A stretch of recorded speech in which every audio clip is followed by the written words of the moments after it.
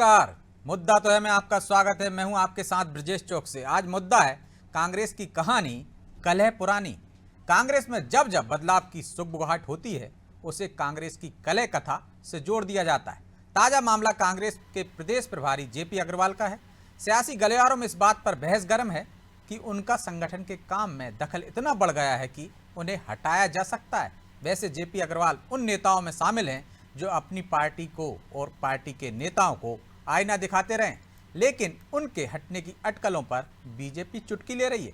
BJP Congress को बेपटरी बता रही है, लेकिन सवाल यह है कि चुनाव के समय प्रदेश प्रभारी को बदलने की चर्चा कलह नहीं तो फिर क्या है? क्या अब भी कांग्रेस के भीतर सब ऑल इज वेल नहीं है? सवाल तो यह भी है कि क्या बीजेपी कांग्रेस की अंतर कलह के बहाने चुनाव में फायदा ले पाएगी? आज इन्हीं सवालों पर चर्चा करेंगे, लेकिन पहले देखिए ये रिपोर्ट।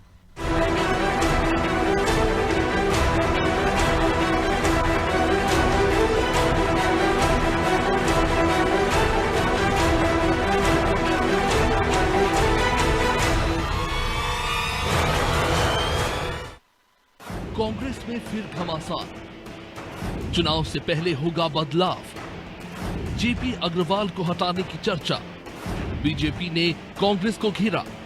कहते हैं जहां आग होती है धुआं भी वहीं उठता है। चुनाव से पहले कांग्रेस के भीतर से फिर अंतर्कलह का धुआं उठता दिख रहा है। चर्चा में कांग्रेस के प्रदेश प्रभारी जेपी अग्रवाल है। इसे पीछे की वजह जेपी अग्रवाल का संगठन में बढ़ता हस्तक्षेप बताया जा रहा है। कहा तो ये भी जा रहा है कि उनके इस रवैये से संगठन नाराज है, जिसकी रिपोर्ट पीसीसी चीफ कमलनाथ ने हाईकमान को सौंपी है। लेकिन चुनाव के इतने नजदीक प्रदेश प्रभारी के बदलने की आहट कांग्रेस पर कई सवाल खड़े कर रही है, क्योंकि कांग्रेस के वरिष्ठ नेता अजय सिंह और अरुण यादव की नाराजगी और पार्टी में उनकी स्थिति कई बार कांग्रेस की एकता को कटघरे में खड़ा करती है। और अब कांग्रेस नेता के बीच की खींचतान एक कदम बढ़कर राष्ट्रीय स्तर पर पहुंच गई है। लेकिन कांग्रेस किसी भी बदलाव को अंतर्कलह के नजरिए से नहीं, जरूरत के हिसाब से लिए जाने वाले फैसलों के तौर पर देख रही है। अपने घर में पहले झांकना चाहिए, दूसरों के घर में झांकने की बजाय। मध्य प्रदेश के कांग्रेस के संबंध में वो इस तरह की झूठी खबरें प्रचारित करके उन्हें कुछ हासिल नहीं होने वाला है। मध्य प्रदेश में कांग्रेस अपने लगातार मिशन की ओर बढ़ रही है और मध्य प्रदेश से भारतीय जनता पार्टी का सफाया निश्चित है। माना जा रहा है कि जेपी अग्रवाल की जगह गांधी परिवार के किसी करीबी को मध्य प्रदेश की कमान दी जा सकती है। इसमें जनरल सेक्रेटरी केसी वेणुगोपाल का नाम सबसे आगे बताया जा रहा है। लेकिन जेपी अग्रवाल के हटने की खबरों ने प्रदेश की सियासत को गरमा दिया है। बीजेपी शुरू से ही कांग्रेस को उसकी एकता को लेकर घेरती रही। इस बार भी अब बीजेपी को उसे घेरने का मौका मिल गया है। केंद्रीय मंत्री ज्योतिरादित्य सिंधिया ने तो इशारों ही इशारों में ये तक कह दिया कि कांग्रेस में किसी से किसी की पटरी नहीं बैठती। पहले कांग्रेस के अंदर किसी की पटरी किसी के साथ नहीं बैठती। कांग्रेस के अंदर किसी की पटरी किसी के साथ नहीं बैठती। कांग्रेस में अंतर्कलह कोई नई बात नहीं, लेकिन जेपी अग्रवाल को अगर हटाया गया तो उसके पीछे की वजह ये भी हो सकती है कि वो कई मौकों पर एमपी कांग्रेस को आईना दिखाते रहे।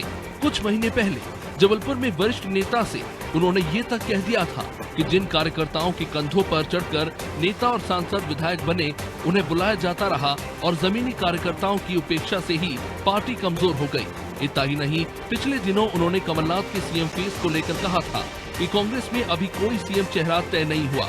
ऐसे में ये समझना ज्यादा मुश्किल नहीं है कि जेपी अग्रवाल को हटाने की अटकलें क्यों लगाई जा रही है। लेकिन इतना तय है कि अगर कांग्रेस के भीतर की स्थिति जल्द नहीं सुधरी तो बीजेपी एक बार फिर कांग्रेस नेताओं की नाराजगी का फायदा चुनाव में लेती दिखेगी। ब्यूरो रिपोर्ट, अनादि टीवी।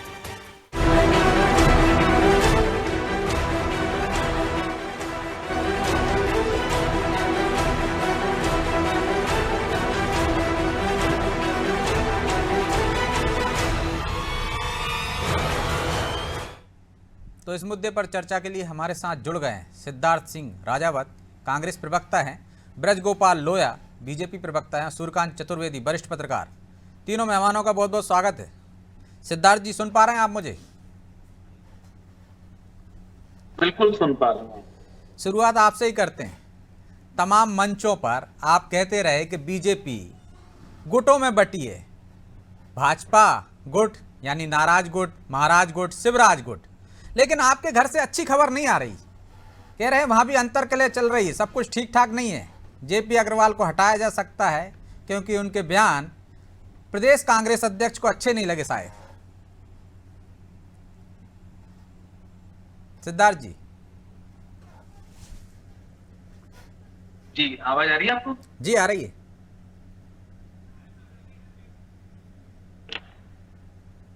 हेलो, बोलिए। हाँ जी, क्या प्रश्न था, एक बार फिर थोड़ा दोहरा दीजिए।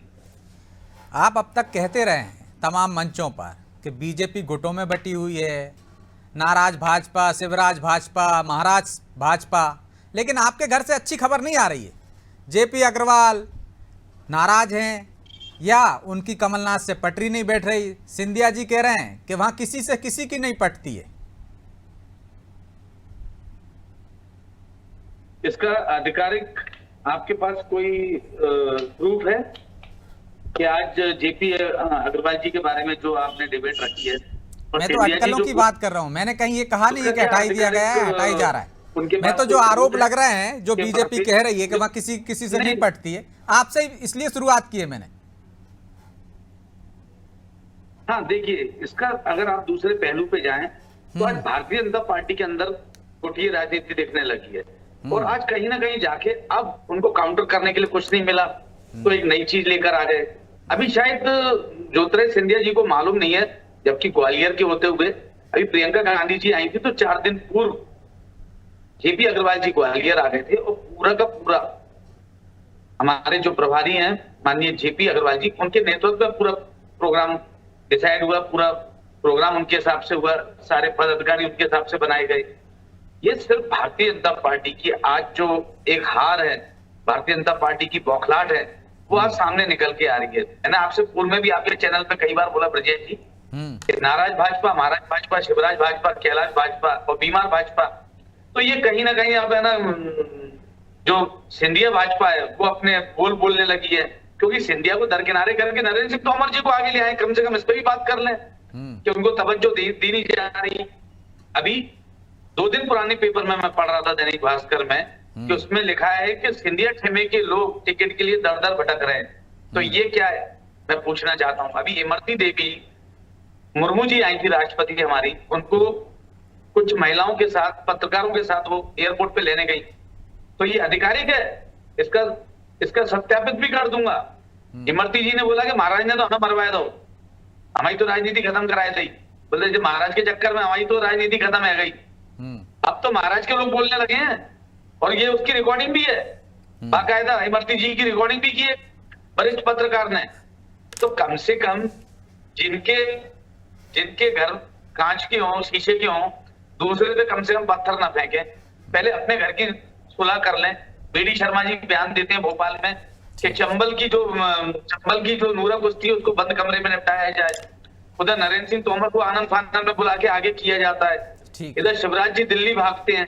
तो ये जो हो रहा है, जवाब ले लेते हैं। यदि दिल्ली भागना ही ये सब कुछ है तो नेता प्रतिपक्ष भी गए थे अभी दिल्ली में, हालांकि लोया जी जवाब देंगे। लोया जी, आपके घर कांच के हैं और दूसरों के घर पे पत्थर फेंक रहे हैं आप, क्योंकि गुटबाजी, नाराजगी आपके यहाँ चल रही है, इसलिए आपने कहा कि उधर भी उछाल दीजिए। देखिए, मैं बातें बड़ी स्पष्ट करूं कि एक तो आज आपने जो विषय रखा है, वो विषय आपने रखा है तो भारतीय जनता पार्टी का विषय है नहीं, मगर सिद्धार्थ जी बड़े नाराज हैं। दूसरी बात, सिद्धार्थ जी आपको मना कर दीजिए कि नहीं बदल रहे, नहीं बदलाएंगे, स्पष्ट एक सेंटेंस की बात है, इतने लंबे जवाब की आवश्यकता नहीं।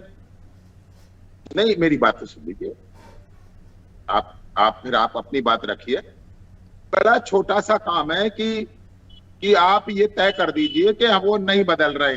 पिछले साल आपने मुकुल वासनिक को हटाकर जेपी अग्रवाल जी को बनाया था, हमें दोनों से कोई ऐतराज नहीं। मगर जो लगता है ब्रजेश जी, वो मैं बताऊं आपको, लगता यह है कि जिस तरह से ग्वालियर के प्रियंका गांधी के कार्यक्रम में कमलनाथ जी एब्सेंट थे, अचानक भागकर आए वहां से, दुबई से, वो जो पूरा कार्यक्रम है वो जेपी अग्रवाल जी ने किया, वो कमलनाथ जी को नहीं पच रहा। इसके पहले मैं आपको बताऊं, जब होर्डिंग लगवाए गए थे और होर्डिंग पर लगा था भावी मुख्यमंत्री, अवश्य भावी मुख्यमंत्री, तो ये जो था, इस पर भी जेपी अग्रवाल जी ने मना किया था कि कांग्रेस का कोई चेहरा नहीं है। और ये बातें कमलनाथ जी को पच रही। और कांग्रेस में ये पुरानी संस्कृति है। आपको याद होगा 2017 के चुनाव में कमलनाथ जी भी प्रभारी बनाए गए थे पंजाब चुनाव के, और वहां फिर बाद में उन्हें हटा दिया गया था उनके अतीत को देखते हुए। अब ये जो जेपी अग्रवाल जी के साथ हो रहा है, ये कमलनाथ जी की चलेगी कि जेपी अग्रवाल जी की चलेगी? उसमें अरुण यादव भी है पीछे, उसमें राहुल भैया भी हैं, दिग्विजय सिंह तो अपना खेल खेलते ही रहते हैं। तो कांग्रेस पार्टी के भीतर ये संस्कृति है, ये संस्कार है, और ये उनके यहाँ निरंतर प्रक्रिया का हिस्सा है। एक दूसरे को शह मात का खेल चलता रहता है। अब ये जो शह कमलनाथ ने जेपी अग्रवाल को दी है, इसमें मात किसकी होगी ये आने वाला समय बताएगा। ठीक है, तो जो तथ्य आप गिना रहे थे सिद्धार्थ जी, वैसे ही तथ्य उन्होंने गिना दिए। कुछ घटनाक्रमों का उल्लेख कर दिया, चाहे वो ग्वालियर का हो, चाहे वो भावी असंभावी सीएम चेहरा हो, उसको लेकर हो। ब्रजेश जी, भारतीय जनता पार्टी सदैव कांग्रेस से पूछती थी कि मुख्यमंत्री चेहरा कौन होगा। अभी ग्वालियर में आपने प्रियंका जी ने साफ साफ कर दिया कि कमलनाथ जी चेहरा होंगे। मैं आपके माध्यम से ब्रजेश जी पूछना चाहता हूं ब्रजगोपाल जी से कि भारतीय जनता पार्टी का मुख्यमंत्री चेहरा कौन होगा, ये बताइए। क्या शिवराज चीज पे विश्वास खत्म हो गया? तब केंद्र की पूरे आप प्रधानमंत्री से लगा के गृह मंत्री, आपके राष्ट्रीय अध्यक्ष, आपके रक्षा मंत्री, सबके दौरे हो रहे हैं। तो अब आपका ठीक है, छोटा सा जवाब दे दीजिए, फिर मैं सूर्यकांत जी के पास जाऊंगा। ठीक है सिद्धार्थ जी, आप जवाब ले लेते हैं। तो मैं बड़ा स्पष्ट जवाब है सिद्धार्थ जी कि जो पद रिक्त ही नहीं है उसमें आप चेहरे तलाश रहे हैं, चाहे भाजपा में तलाश है, चाहे कांग्रेस में तलाश है। पद ही खाली नहीं है, कुर्सी भरी हुई है। केवल मुंगेरी लाल के हसीन सपने देखने से काम नहीं चलेगा। चलिए, तो ठीक है, मैं लौट रहा हूँ सिद्धार्थ जी, दूसरे दौर में लौट रहा हूँ। सूर्यकांत जी को भी चर्चा में शामिल कर लेता हूँ। सूर्यकांत जी, कांग्रेस से जो खबरें आ रही हैं कि वहां अंतर कलह चल रही, तो क्या इसका बीजेपी को फायदा होगा? क्योंकि कांग्रेस में कोई कलह चलना या कलह होना कोई नई बात नहीं है, गुटबाजी वहां पे आम है। तो क्या इस बार बीजेपी को कुछ फायदा दिख रहा है? देखिए, निश्चित रूप से एक विपक्षी दल होने के नाते भारतीय जनता पार्टी इस मामले को तूल लेगी और आक्रामक भी रहेगी, क्योंकि उससे कहीं ना कहीं अपने पार्टी के कार्यकर्ताओं का जहां मनोबल बढ़ाने का प्रयास होगा, और विपक्षी दल चूंकि कांग्रेस मुख्य प्रतिद्वंदी दल है, तो उसका मनोबल गिराने के लिए इस तरह की चालें चली जाती है और रणनीति का एक हिस्सा भी होती है। अगर वही चीज भारतीय जनता पार्टी में होती तो कांग्रेस भी इसी तरह की हमले करती और उस मामले को जोड़ देती, क्योंकि निश्चित रूप से चुनावी समय में अपने कार्यकर्ताओं का मनोबल बढ़ाना और विपक्षी कार्यकर्ताओं का मनोबल कम करना का एक हिस्सा होता है। और मुझे लगता है कि इसे भी उसी तौर पर देखा जाना चाहिए। जहां तक रही जेपी अग्रवाल जी के हटने या ना हटने की बात, तो यह तो तय है कि मध्य प्रदेश में अगर आप देखें, दो बड़े चेहरे जो कांग्रेस के, कमलनाथ जी और दिग्विजय सिंह जी, दोनों पार्टी में बहुत सीनियर नेता हैं और दोनों का अनुभव भी बहुत है। तो जो भी केंद्र से आए या किसी अन्य दल प्रदेश का नेता आकर अगर मध्य प्रदेश में प्रभारी बनता है, तो कहीं ना कहीं वो इन दोनों नेताओं के या तो समकक्ष होता है या इनके आसपास होता है, तो उसको लेकर थोड़ी बहुत टकराहट। लेकिन सूर्यकांत जी, जिस तरह से अग्रवाल जी काम कर रहे थे, चाहे जो नाराज थे अरुण यादव, अजय सिंह, राहुल भैया, उस खेमे को भी साथ कर चल रहे थे, तो क्या यदि वो हटाए जाते हैं तो इससे कांग्रेस में नुकसान होगा? क्योंकि वो सबको समन्वय बनाकर साथ लेकर चल रहे थे। निश्चित रूप से अगर हटाते हैं तो कहीं ना कहीं चुनाव, मध्य प्रदेश में अब विधानसभा चुनाव होने में मार्च 3 महीने का समय रह गया, तो जो भी नया प्रदेश प्रभारी अगर आता भी है तो वो पहले प्रदेश को समझेगा, फिर यहाँ की सारी चीजों को समझेगा, फिर चुनाव की तैयारियों को समझेगा, कहाँ खामियां हैं, कहाँ क्या कदम उठाने हैं, क्या कदम उठाए जा चुके हैं। तो इन सारी चीजों में निश्चित रूप से कुछ समय जाया होगा। और मुझे नहीं लगता है कि चुनाव के एन वक्त पर, जब 3 महीने का समय बचा है, इस समय कांग्रेस अलाकमान कुछ कदम उठाएगा। मुझे नहीं लगता कि इस तरह का कोई बात होगी। हालांकि कई बार उठाए भी जाते हैं और हर राजनीतिक दल में उठाए जाते हैं कि अगर पार्टी अपनी रणनीति के तहत कई बार प्रदेश प्रभारी बदलती है या वहां केंद्र से केंद्रीय नेताओं को लाकर उनको अहम जिम्मेवारी भी सौंपती है। लेकिन मेरे समझ में तो अभी तक इस तरह का कोई वो नहीं है कि कांग्रेस इस तरह का कोई कदम उठाएगी या प्रदेश प्रभारी को चुनाव के एन वक्त पर बदलेगी। ठीक है, तो अभी संभावना नहीं है, लेकिन कांग्रेस ऐसा करती रही है सिद्धार्थ जी तो हो सकता है जो सुरजेवाला का नाम चल रहा है, वेणुगोपाल का नाम चलता रहा है, तो हो सकता है आपके अंदर बदलाव हो। लेकिन वो कह रहे हैं यहाँ तो रिक्त पद है ही नहीं है, तो फिर क्यों आप कह रहे हो कि आपका सीएम चेहरा कौन है? आपके यहाँ जरूर लोग कह रहे हैं कि सीएम चेहरा नहीं है कमलनाथ जी। बार बार एक पक्ष कहता है कि भावी सीएम नहीं है, वो हमारा नेतृत्व कर रहा है, एक पक्ष कहता है नहीं, वो तो सीएम का चेहरा है। देखिए ब्रजेश जी, मैं भी पूर्व में कुछ बात बोलने वाला था, मैं पहले उसको पूरा आप बोल दीजिए ना पूरी बात। जैसा कि ब्रजगोपाल जी ने बोला कि हमारा पद रिक्त ही नहीं है, तो अगर पद रिक्त नहीं है तो देश के प्रधानमंत्री नरेंद्र मोदी जी जब भोपाल आते हैं और मंच से क्या बोलते हैं कि भारतीय जनता पार्टी शासित जितने प्रदेश हैं वहां पे पेट्रोल 100 रुपए से नीचे है और जिस जगह पे नहीं होगी उस जगह पे कार्रवाई की जाएगी, और ये बात स्पष्ट बोल के जाते हैं। ये राजनीतिक शब्द होते हैं, किस तरह से भिगो के जूता मार के गए। और मध्य प्रदेश में पेट्रोल 108 रुपए है, ये स्पष्ट हो गया। दूसरा, जब 20 माह के अंदर 225, इससे पद रिक्त का क्या संबंध आ गया? सुनिए, 225 घोटाले किए गए, जब वो केंद्र तक पहुंचते हैं किस प्रकार से सतपुड़ा में आग लगाई जाती है, 20,000 फाइलें जलाई जाती हैं, तो कहीं ना कहीं केंद्रीय नेतृत्व ये समझ गया कि ये निकम्मे है, मामा का ड्रामा अब ज्यादा नहीं चलेगा, तो आके आज कमान अमित शाह जी को संभालनी पड़ी। तो मैं पूछना चाहता हूं कि ब्रजगोपाल लोहिया जी बैठे हुए हैं कि शिवराज जी को कंटिन्यू रखेंगे या नरेंद्र सिंह तोमर आएंगे या माधवराव क्षमा चाहता हूँ ज्योतिराज सिंधिया जी आएंगे? मैं पूछना चाहता हूँ, क्योंकि बातों ही बातों में कई बातें बोल गए, बातों ही बातों में कई बातें बोल गए।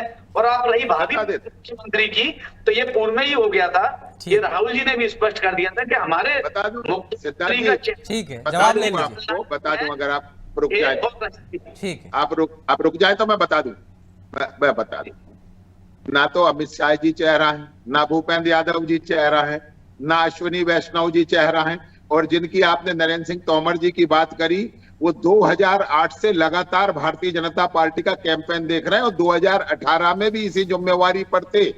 तो आप थोड़ा सा इस बात को ध्यान रखा करिए। और आपको किस नेता से भय, पहले तो मैं आपको एक बात बता दूं, भारतीय जनता पार्टी के किसी भी नेता का आप मुकाबला नहीं कर सकते, किसी का भी। अब पूरी कांग्रेस मिलकर अकेले नरेंद्र सिंह तोमर जी का नहीं कर सकती, पूरी कांग्रेस मिलकर शिवराज जी का नहीं कर सकती, पूरी कांग्रेस मिलकर कैलाश जी का नहीं कर सकती, पूरी कांग्रेस मिलकर उमा जी का नहीं कर सकती, प्रहलाद जी का नहीं कर सकती, किसी का आप मुकाबला नहीं कर सकते, क्योंकि आप मुकाबले में है ही नहीं। मुकाबले में जनता लाती है। केवल टीवी पर बैठकर कहने से, ट्विटर पर, व्हाट्सएप पर, इंस्टाग्राम पर, इस पर कोई नेता नहीं बनता। नेता बनता है जनता में जाकर, जो खुद जीत सके और पार्टी को जिता सके, वो नेता होता है। नाराज बैठे हैं, आपके नारायण त्रिपाठी नाराज बैठे हैं, पहले इनको तो संभालने जाके आप। नहीं, मैं आपसे फिर क्या कह रहा हूँ, आप तो केवल अपनी चिंता करिए, अपनी पार्टी का चल रही है वो भी मालूम है, और आपके प्रहलाद पटेल जी की और अभी क्या चल रही है शिवराज जी की वो भी मालूम है। कम से कम अगर तो आप एक आप बंद करें, आप खोल के सूर्य को देखें, हमारा सूर्य सोने वाला है। अब भारतीय जनता पार्टी को जनता रवानगी की ओर लेके जा रही है, तो कम से कम आप वैसे बयान नहीं आ रहे ना, प्रहलाद पटेल के वैसे बयान नहीं आ रहे, विजय वर्गीय जी के वैसे बयान नहीं आ रहे, जैसे अरुण यादव के बयान आते हैं, अजय सिंह राहुल भैया के बयान आते हैं, जीतू पटवारी के बयान आते हैं, तो ऐसा दिखना भी चाहिए ना। आप मीडिया में ज्यादा रहते हैं, आप शायद मीडिया पढ़ते नहीं है, थोड़ा उस पर भी आप उसी प्रिंट मीडिया पे यदि बात करो, आपने तथ्य दिए थे तो उसी प्रिंट मीडिया में लिखा है कि सुरजेवाला आएंगे या वेणुगोपाल आएंगे, हट सकते हैं। यदि आप उसी को तथ्य मान रहे हो तो वही तथ्य है, समझ लीजिए आप। क्या बयान आए वो भी आप सुन लीजिए, क्या आपको नहीं मालूम है? जी सिद्धार्थ जी। नहीं, देखो मैं विजय वर्गीय जी के क्या बयान आए, क्या पेपर में छपे हैं, क्या आपको नहीं मालूम? उमा भारती जी के क्या बयान आए वो नहीं मालूम आपको? जो आप बोल रहे हैं उनके बयान आते नहीं है, नारायण त्रिपाठी के बयान नहीं आते क्या? बताइए। अपन कई बार डिबेट कर चुके हैं नारायण त्रिपाठी पे यहाँ, लेकिन जब बड़े नेताओं की बात हो रही तो नारायण त्रिपाठी तो विधायक हैं। अच्छा, जिन पे डिबेट कर चुके हो, जिन्होंने बोला है, तो उनकी बात नहीं करेंगे आप, और कांग्रेस की बात करेंगे? कांग्रेस के बयान आ रहे हैं, बीजेपी के बयान नहीं आ रहे। बताइए, मैं आप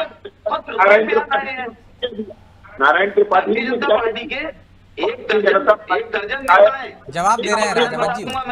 आपने जेपी यादव के बयान नहीं आए क्या? जवाब दे रहे हैं उनके बयानों पे। इंडिया पे आए कि नहीं आए? चलिए बताइए ब्रजेश जी। जवाब दे रहे हैं ना लोया ने जी, क्या बोला था? लोया जी जवाब दे रहे हैं नारायण त्रिपाठी पर भी, उस पर भी। बीच में आना पड़ा। सिद्धार्थ जी जवाब तो ले लीजिए। नारायण त्रिपाठी जी के भरोसे में आप याद करिए 2020 में भी क्या क्या हुआ था, और तब नारायण त्रिपाठी जी ने अपना पक्ष क्लियर कर दिया था। हाँ, उनको दबाव डालने की बहुत कोशिश हुई, आपको याद है किस किस तरह से उन पर दबाव डाला गया, किस तरह से शासन का दुरुपयोग किया गया नारायण त्रिपाठी जी के। चलिए अब तो उन्होंने एक नई पार्टी बना ली है, नई राह पर चल पड़े। बहरहाल समय इजाजत नहीं देता, इसलिए चर्चा को यहीं विराम देना होगा। लोया जी, सिद्धार्थ जी माफी चाहता हूं, चर्चा को यहीं विराम देना होगा क्योंकि समय की बाध्यता है। आप तीनों मेहमानों का बहुत बहुत धन्यवाद। तो कलह तो दोनों तरफ है, एक तरफ दिखाई दे रही है, दूसरी तरफ नहीं दिखाई दे रही, लेकिन अंदरूनी गुटबाजी भी रहती है और इस गुटबाजी का चुनाव परिणाम पर असर भी होता है। जो इसे साध लेता है वो सफल हो जाता है, जो नहीं साध पाता है उसको नुकसान उठाना पड़ता है। अब इस गुटबाजी में को साधने में कौन सफल होता है कौन असफल होता है, ये तो 2023 के परिणाम पर निर्भर करेगा। तब पता चलेगा कि किस में गुटबाजी थी, कहाँ भीतरघात ज़्यादा हुआ और कौन भीतरघात को साध गया है, गुटबाजी को साध कर सफलता हासिल कर गया। बहरहाल मुद्दा तो है, मैं इतना ही, मुझे दीजिए इजाजत और आप देखते रहिए अनादि टीवी। नमस्कार।